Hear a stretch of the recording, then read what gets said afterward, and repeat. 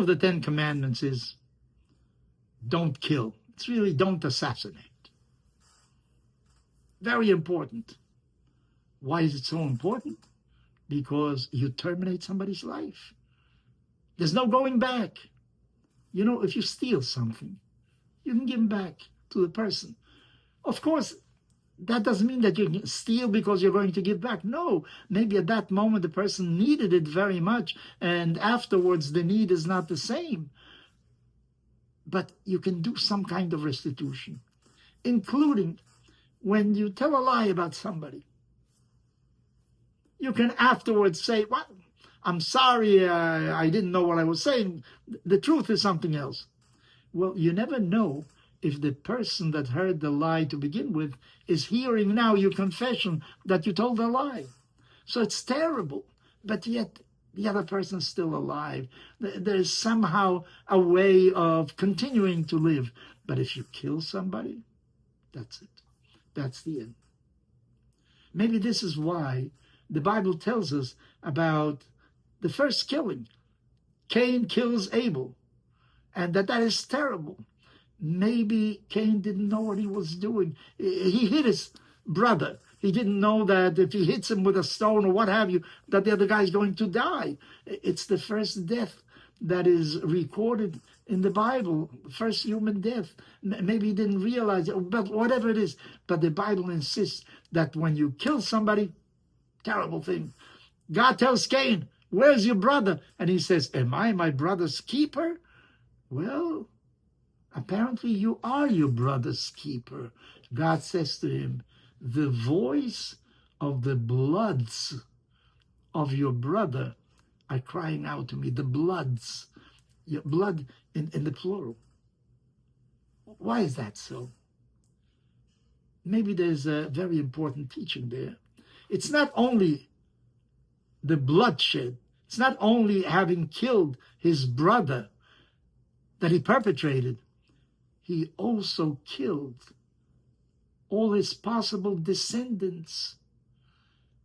His life was terminated, but had he lived, maybe he would have been the father of many, many other human beings. And because of what you did, that will no longer be so.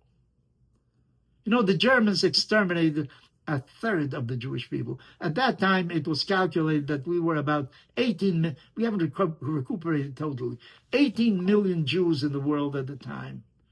6 million were exterminated by the Germans. But it's not only those 6 million. What about their descendants? What about the scientific discoveries they could have shared with humanity? What about their playing a musical instrument to bring about solace, emotional satisfaction to many people? What about the love they could have dispensed to many others?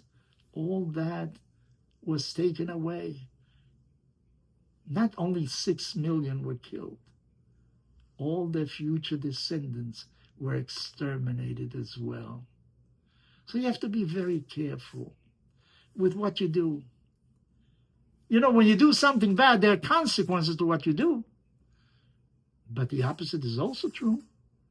When you do something right, it's not only you're doing something right at the moment. You know, there are a lot of effects maybe later on that will be a consequence of what you did.